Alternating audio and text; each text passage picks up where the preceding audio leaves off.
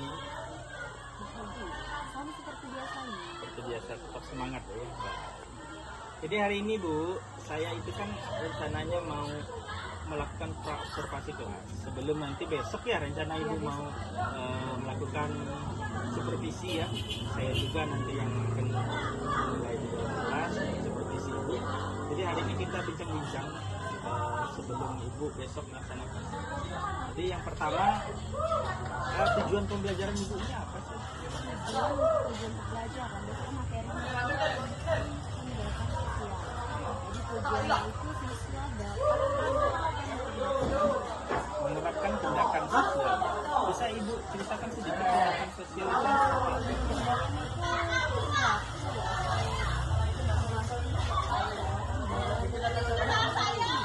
Contohnya misalnya salah satunya tindakan siswa misalnya bilang rumahnya berantakan, bereskannya, rumahnya menyapu biar supaya rumahnya itu kelihatan bersih. Itu termasuk tindakan rasional.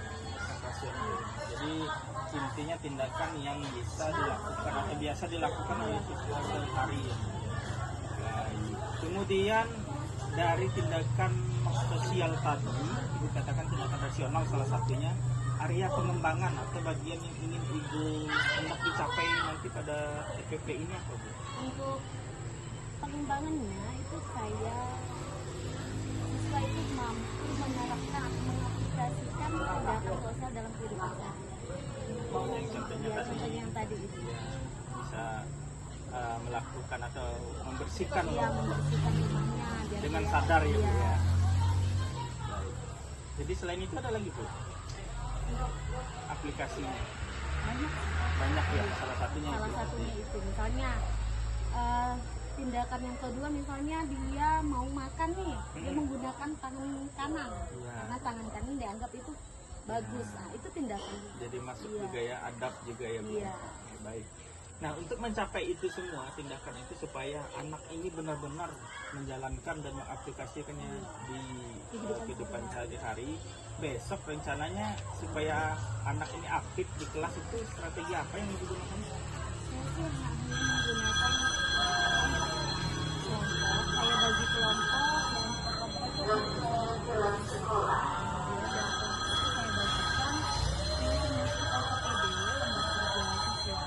Siswa tersebut berdiskusi membuat contoh tindakan sosial yang pernah mereka lakukan dalam kehidupan sehari-hari.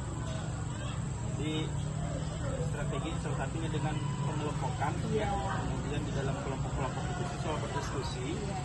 Kemudian nanti setelah itu siswa mempresentasikan hasil diskusinya. Kemudian ada enggak tagihannya atau produk yang dihasilkan dari hal ini? Misalnya siswa itu bisa membuat jadwal kegiatan dia sehari-hari atau bagaimana? Itu boleh juga sih, salah satunya bisa dilakukan kan tindakan itu. Baik, saya rasa sih cukup ini aja sih Bu yang saya tanyakan dulu. Semoga besok pada saat kita melakukan supervisi tapi di dalam kelas Ibu bisa siap dengan siswanya dan tetap rileks ya, santai saja seperti Ibu biasa mengajar seperti biasa. Terima kasih Bu atas waktunya hari ini.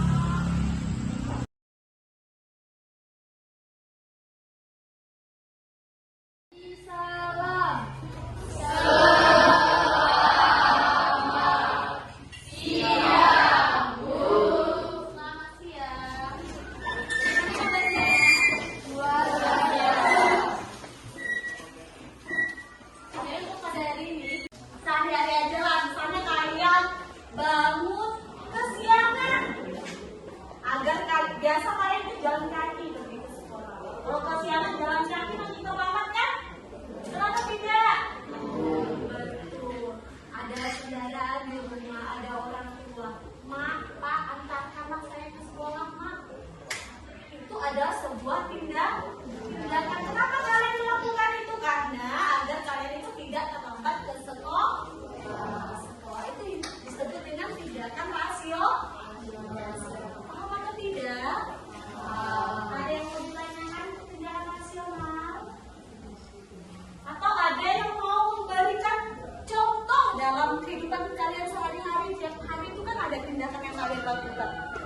kalian berinteraksi kan? Tindakan itu kan interaksi. Ada yang mau berikan contoh?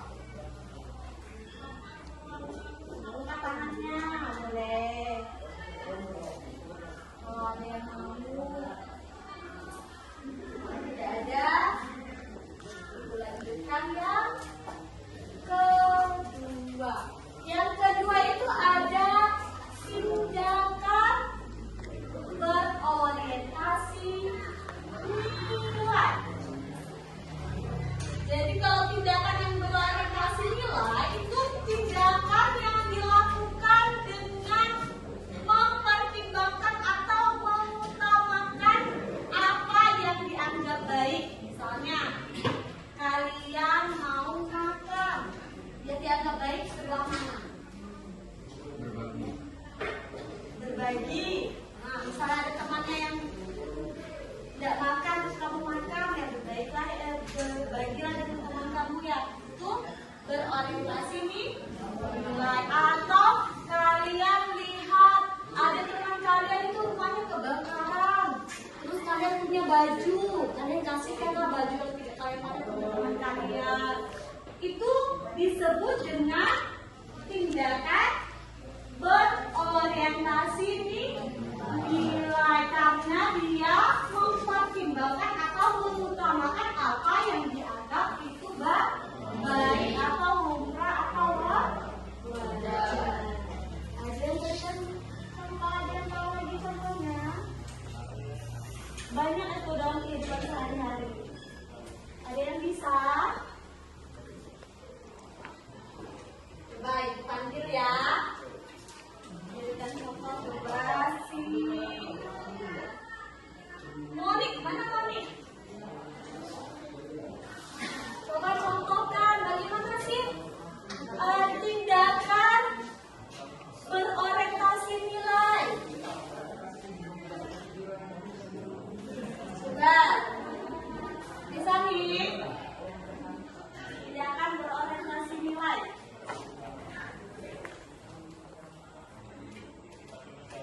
Misalnya, ibu contohkan lagi.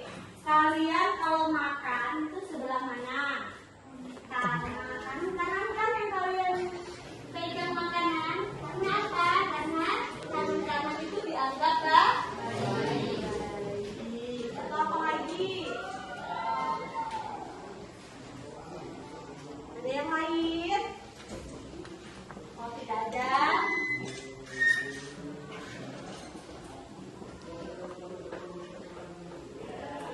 Tadi tindakan, bukannya tindakan apa? Rasional. Kedua tindakan. Yang ketiga itu ada tindakan afektif. Kalau tindakan afektif itu tindakan yang mengandung perasaan.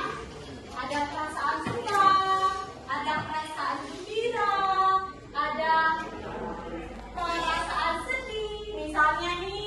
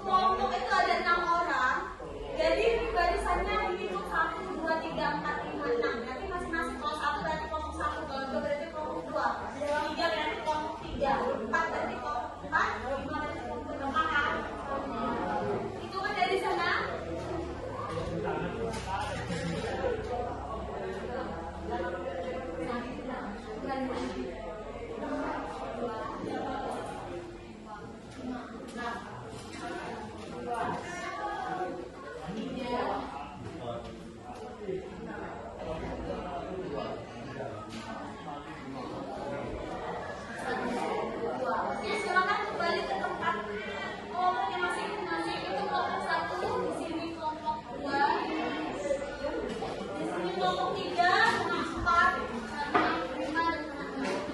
Paling muda sama 6. Silakan.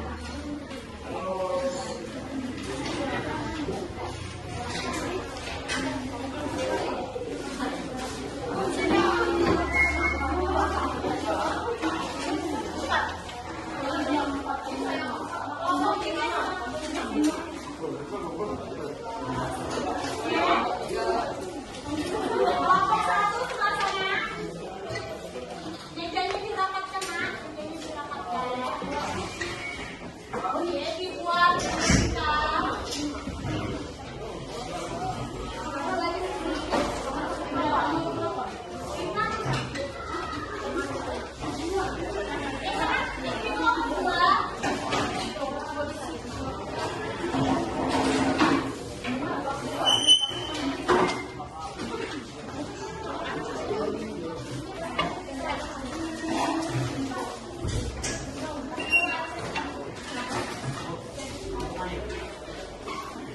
Pak, mejanya digabungkan.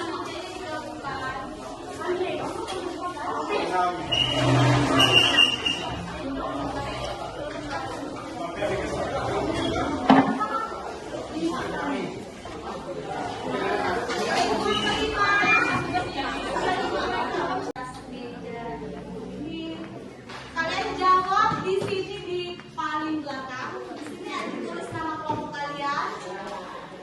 Untuk satu orang saja.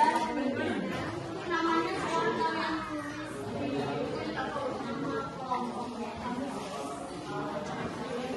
Coba ada yang ditanyakan silakan cek dulu LKPD-nya. Apabila ada yang ditanyakan silakan tanyakan.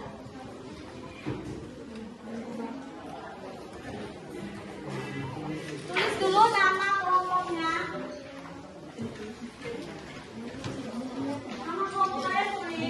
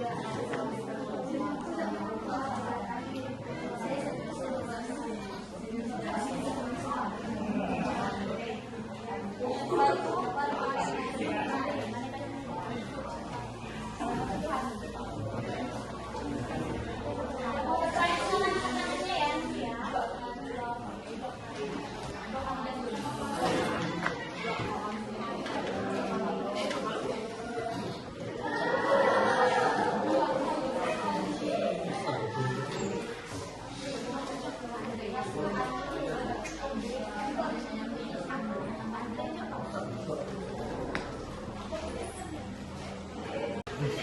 yang kelompok yang lain. Kami dari kelompok 2 ingin mempresentasikan hasil diskusi kelompok kami. Maka tindakan nasional contohnya Oti memungut sampah di halaman masing-masing 2 kali sehari agar terlihat bersih.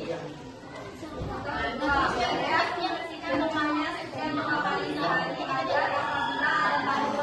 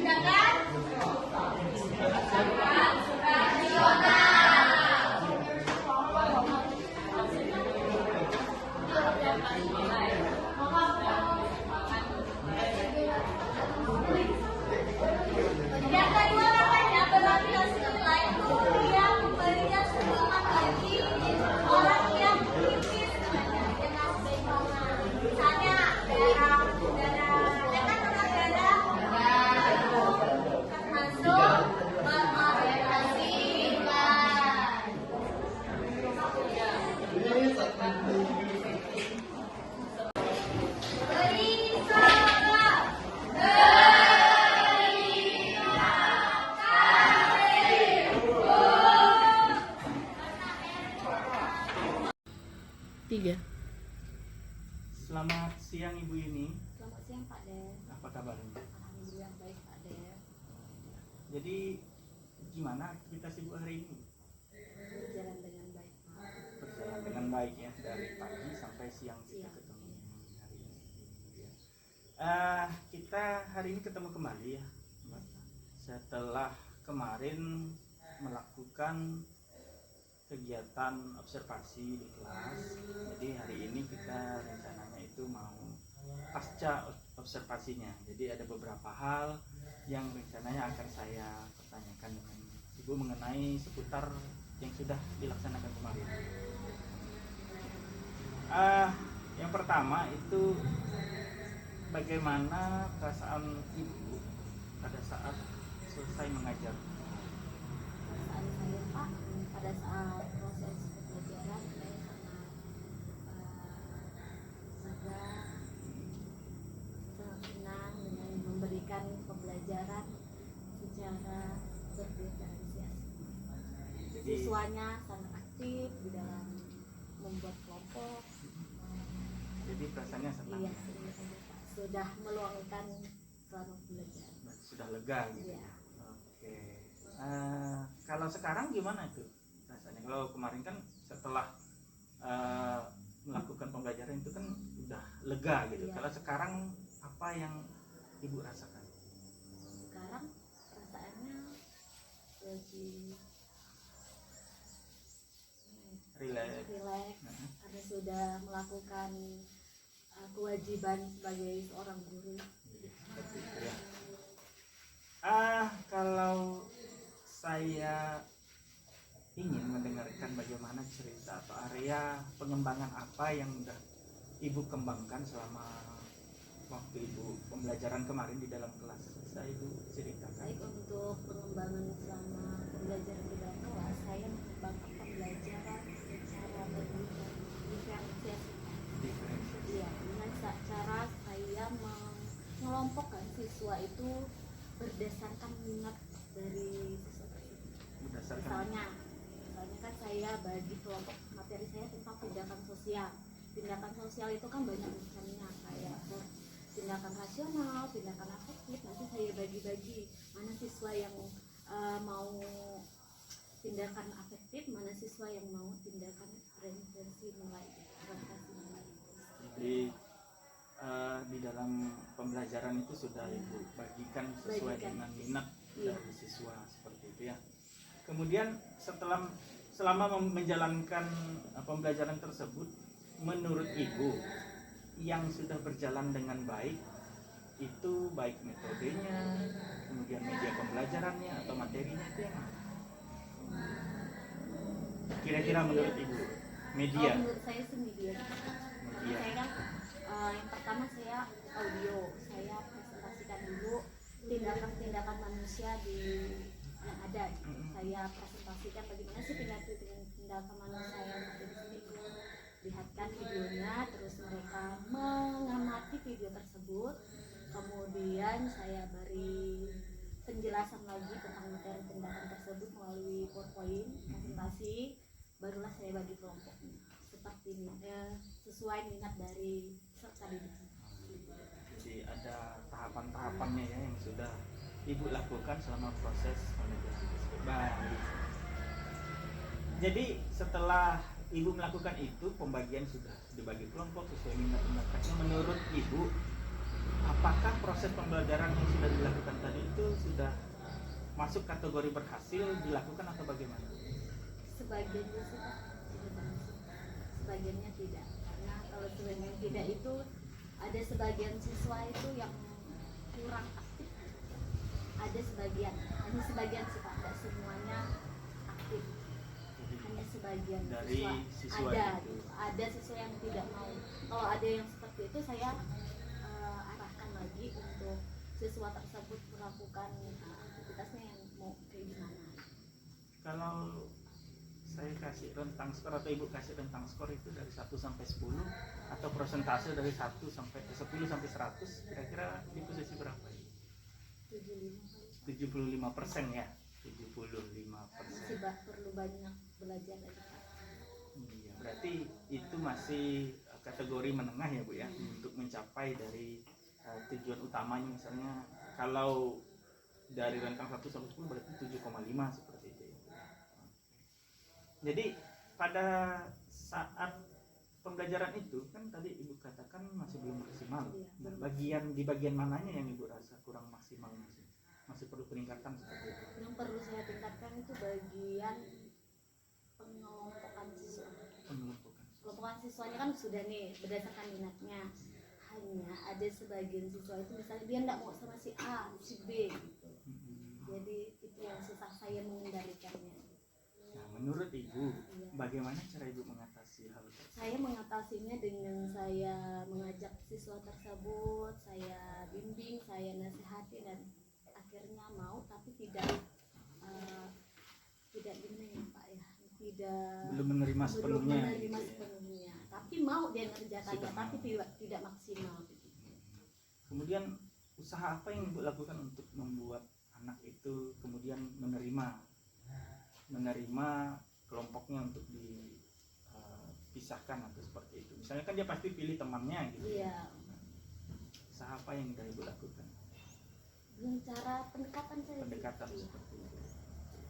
Kemudian selama proses tadi kan permasalahannya bukan hanya di situ Bu. Iya. Kira-kira ada hal lain yang perlu diperbaiki lagi selama pembelajaran itu? Itu saja ya, berarti yang pada pengelompokan siswa.